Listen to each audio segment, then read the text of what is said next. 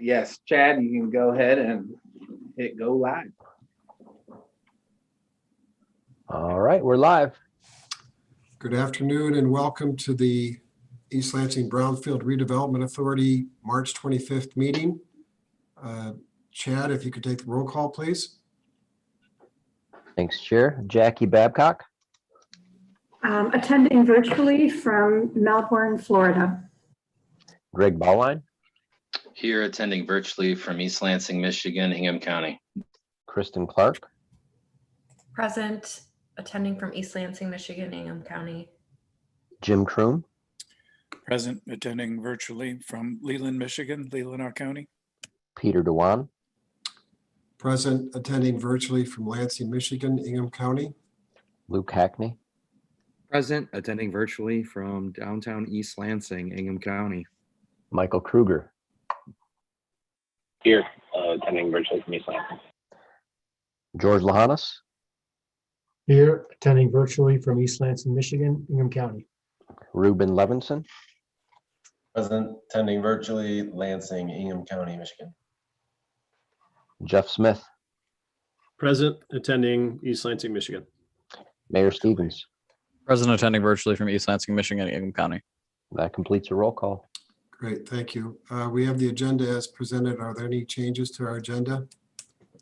Move approval of the agenda. Thank you, Mayor Stevens. It's been Second. moved and seconded by Jim Kroom. All those in support of the agenda as presented, say aye. Aye. Aye. Anyone opposed? Let's move on to the minutes from our February 25th meeting. Are there any changes to our minutes? I move to approve the minutes as presented. And Second. ask for a second. Seconded by Mayor Stevens. All those in favor say aye. Aye. Aye. Any opposed? We'll move on to written communications. Adam, are there any written communications? No, Chair. All right. Anyone wishing to address the Brownfield Authority? Communications from the audience? Chad, do we have any callers? Yes, Chair, we do. Thank you. Okay. So callers with the last three digits of 903, you'll be unmuted and given 5 minutes to speak. If you do not wish to speak, please just say pass. This is Victor Loomis again, calling to listen in and monitor your discussion. One observation, though, and I appreciate the procedures under COVID, but as a citizen, pretty difficult when we are limited to one opportunity to talk and we cannot see the graphs and follow the discussion as it comes up on the screen. More concerning to me is that when we are afforded the opportunity to comment, and then there is discussion, we don't have a subsequent opportunity to make additional commentary. Over 21 and a half years, I chaired a lot of meetings in that city and never precluded anyone the opportunity to make subsequent comments, unless, in my judgment, they started to get out of line. I think you need to reconsider that, particularly with the complexity of the projects you are talking about. Another observation, I don't know anyone that is advocating that the city be involved in property management or leasing old properties for student rentals. That's not the issue at all. The issue is understanding the financing and understanding where these projects are headed. I can't for the life of me understand why the city, through its DDA, is paying anything at all for the demolition of the evergreen properties. That could have been, and maybe it was, and I'm not aware, negotiated in the original price, particularly after David's comments that Vlahakis knew well before the issue went public, and that the credit union knew well before it went public, that there was not going to be an opportunity for an easement. We should be selling properties on a negotiated basis. And if someone buys the property and needs to demolish the property, then they need to base that expense and negotiate that into the price. I have no personal dog in this hunt, if you will. I know all the players. I grew up professionally with the Grangers. I know the credit union. I know the Vlahakis family and all of the players. My concern is just making sure that we are not further leveraging the city and the DDA finances. Thank you. Thank you. Appreciate the comments, former Mayor Lewis. And Michael Holmier, perhaps you can follow up as far as in this COVID environment and virtual meetings, how the city can take a look at having follow-up comments from citizens. That doesn't necessarily have to be made now, but it's certainly something that is a valid point, and perhaps we can take a look at in subsequent conversations. And I don't know if you wish to comment now, Mr. Holmier, that's fine. Well, I was just going to say, we are doing this via Zoom, and so the technology is there for people to see, even if it's on their smartphone, which I would guess that most people have. The harder problem would be if you called in, say, on a landline with no screen, then you couldn't see, you could only hear. But I would suspect that most people these days have a smartphone, so you could download the app and still visually see it. But I agree, it is somewhat of an impediment. It's not readily solvable. The public comment portion is, I mean, certainly the public body has the ability, the opportunity to place more than one public comment section on its agenda if it feels it's necessary to do so. Okay, appreciate that. Thank you. Sure. Chad, are there additional callers? There are, thank you. Caller with the last three digits of 959. You'll be asked to be unmuted. Give him 5 minutes to speak, and if you do not wish to speak, please just say pass. Caller 959.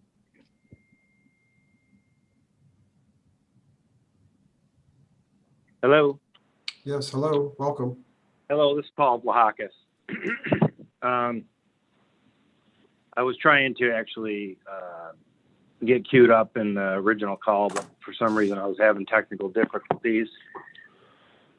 So I just wanted to make a few comments. It's, obviously I was prepared to speak previous in the public comment section, and to echo Mr. Loomis's comments, I thought the chair had mentioned that there would be an opportunity for comments when the subject came up, but I don't think that happened, or I missed it. So, I just wanted to say briefly, I own Dublin Square, and I was calling to speak on behalf of the project, MSU Federal Credit Union project on Lot 4. David Pearson, in my opinion, characterized me as being uncooperative, and that certainly hasn't been the case through this process. Likewise,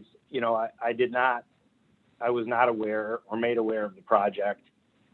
No one had reached out to me from the credit union. David Pearson certainly wasn't involved when I reached out myself to first George Lahanis, and he had mentioned that, the letter went out, in which I didn't receive. However, I simply asked him, why wouldn't the city have reached out to me or the credit union to discuss a zero lot line development and how I was going to operate my business, my patio, during this development. I feel it's impossible to do. I had to reach out and contact Steve Owen from the credit union, and he subsequently set up a call with Granger. We didn't resolve anything on that call. So this continues to be an issue, and I realize what you guys voted on and passed. And again, I echo Mr. Loomis's comments. I don't know why the DDA is paying anything for that, to tear down those properties. If MSU wanted use of those properties, they should have wrote a check for $6 million, like I was prepared to do with Park Place. So, but neither here nor there, my issue still exists with how I'm going to operate my business. I'm disappointed, to say the least, at why I was never contacted by the credit union or by the city on the logistics of how this was going to happen, this was going to take place. How do I seat people 3 feet below a crane that's going to be positioning 2,000-foot precast panels from the air? I mean, it's not safe, and I don't. And the comment, the answer I got is, yeah, there won't be a problem. You can continue operating your business. Well, we're long from a decision on how that's going to happen. I'm very concerned on how we can operate. And my solution wasn't to just shut the door. I had to hire my law firm to discuss this.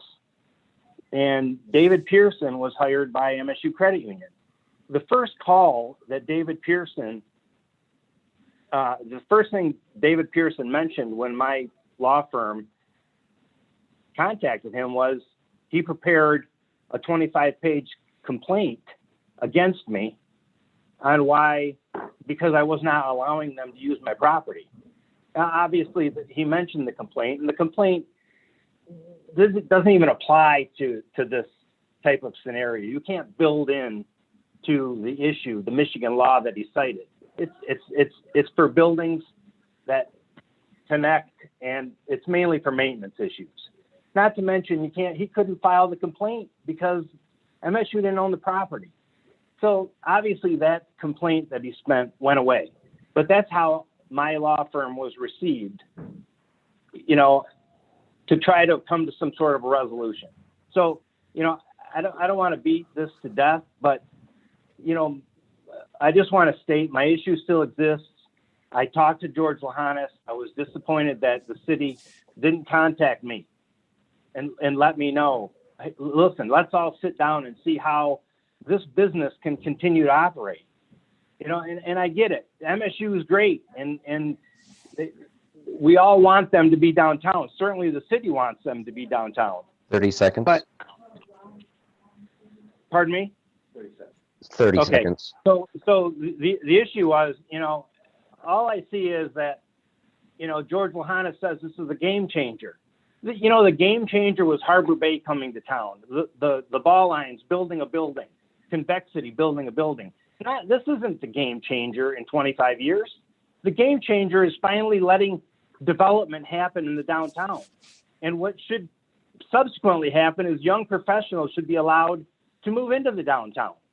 That building in Harbor Bay is sitting with 90 plus apartments that he can't rent. Those should be young professionals. That the changes should be made to accommodate what this downtown needs. And this downtown needs that demographic.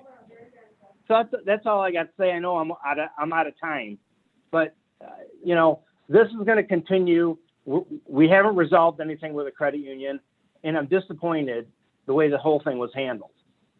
Thank you. Thank you. Are there additional callers, Chad? Yes, Chair. Caller 963, you'll be unmuted and given 5 minutes to speak.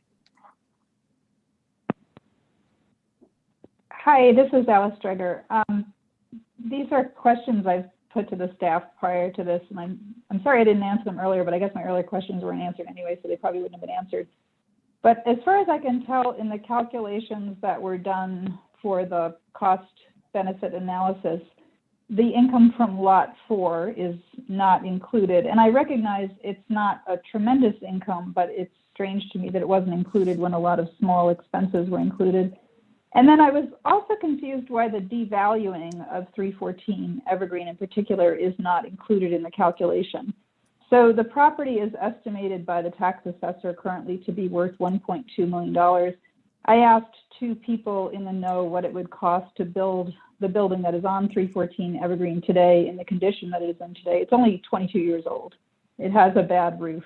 But when Mr. Loomis refers to the numbers not checking out, I think that may be true, and I've filed a FOIA, but I don't have the response to the FOIA yet to see what the numbers really are. But to build the structure that is on 314 Evergreen right now, the income-producing apartment building, would cost today between $2 and $3 million, according to people with intimate knowledge of the situation. So you're taking the property that is currently valued by the tax assessor at $1.2 million, and you're going to probably turn it into a property that's worth about $200,000 or $300,000. So there's no calculation in this of the devaluing of a public asset. And I was thinking that that seemed like something that ought to be in a calculation when you're devaluing a public asset by about $1 million. The other thing I don't understand, I've asked this 3 times of staff and of the mayor, and I never did get an answer, and I asked this over the course of the last several days, is a schedule that shows us how the debt gets paid. So for the next, say this works, and say for the next 2 years, the MSUFC project is essentially under construction and the income producing properties have been destroyed. How do you get the money to pay the debt? So the TIF 2, which is going to help you pay things, the TIF that exists, as it turns out, on this property automatically, which produces the $200,000 a year, doesn't start flowing for 2 years. So I don't understand how you pay the debt unless you're just pulling money out of the DDA's savings even further in order to cover the debt while you've destroyed the major income producing property and you don't have the money flowing. The other thing is that there's been a sort of weird way of the way that the calculations are done, because you're sort of, the city staff sort of took into account the DDA properties in terms of the DDA's position, but then didn't really take into account the city's position. And so there's an interesting thing happening with regard to the real estate taxes. As you destroy the properties, you devalue them. And as you are devaluing them, the tax cost on the property, the real estate value drops, and so the taxable value will drop eventually. And that will impact the city's income because it stops the money flowing in that way. So it seems to me there's ways in which the city's position has been taken into account into the positive ways, but not in terms of the negative ways. So personally, I was hoping you would delay this at least a week, and so we could do the calculations more clearly. It's very difficult at this point to understand what the real numbers are. By going out 10 years, what you essentially do is inflate the benefit of the choice that's been made. It's possible it's the right choice. I'm not saying it's the wrong choice, but the way the presentation was done skews the whole thing. And I don't think that we have the numbers that trace, as Mr. Loomis said. And I think it's going to be in about a month when I'm able to redo that chart and show us what really is happening with that money. And at that point, I don't know what that's going to be, but I'm personally concerned that I don't know what that's going to be. And I would have thought by now we would have something better. The only reason I believe that you got the updated analysis that you got, I don't know if you all noticed, the analysis changed from the point at which it was released on the agenda to the point of today, was I think because I was asking lots of questions about what exactly is in these numbers. And the way it's presented is really strange. It lumps in all expenses, lumps in all income, and then somehow breaks it out without clearly dividing them. So I think there's a real problem with the way the money has been presented. 30 seconds. And I don't really think that we know what this is going to cost or benefit. I honestly don't. And again, I'm not saying you made the wrong decision. I'm just saying I don't think you made the decision on full information. And what troubles me is that time after time after time, I'm in the position of telling you later what you should have known. And that makes me really uncomfortable. I'm just very uncomfortable with being in this position. Thank you. Thank you. Thank you. Chad, are there any additional callers? No, Chair, that's it. Okay, thank you for calling in. Any communications from staff? No, Chair. Okay. Our unfinished business item, item 4.1, consideration of a third amendment to the Center City Master Development Agreement. Adam? Yes, this is the same item that was on the DDA agenda just a moment ago. The motion for consideration is to move approval of the Third Amendment to the Center City Master Development Agreement. So moved. Stevens. Moved by Mayor Support. Stevens. Jackie, I seconded. seconded by Jackie. Any further discussion? Hearing none. I'm sorry, Luke? I'm sorry, should we recuse Mr. Oh, Ball? jeez. Yeah. Luke has offered a motion to recuse Greg Ball. I'll withdraw my motion at this point. Thank you, Aaron. Okay. Procedurally, the mayor has withdrawn his motion. Jackie's withdrawn her second of that motion. Luke has offered a motion to recuse Greg. I second Luke's motion. And so we're just simply recusing Greg at the moment. All those in favor say aye. Aye. Aye. Aye. Any opposed? All right, Greg is recused. Now Mayor Stevens. Thank you, board. Thank you, Greg. Thank you, Luke. I'll move approval of the Third Amendment to the Center City Master Development Agreement. Thank you. Moved I'll by second Mayor again. Stevens, seconded by Jackie. Any discussion on the motion? Hearing none. All those in favor say aye. Aye. Aye. Any Aye. opposed? The motion is approved unanimously. Any board member comments and/or concerns? Hearing none, I move that we adjourn the meeting and ask for a second. Second. Seconded by Mayor Stevens. All those in favor say aye. Aye. Aye. Aye. Thank you, everyone. Meeting's adjourned.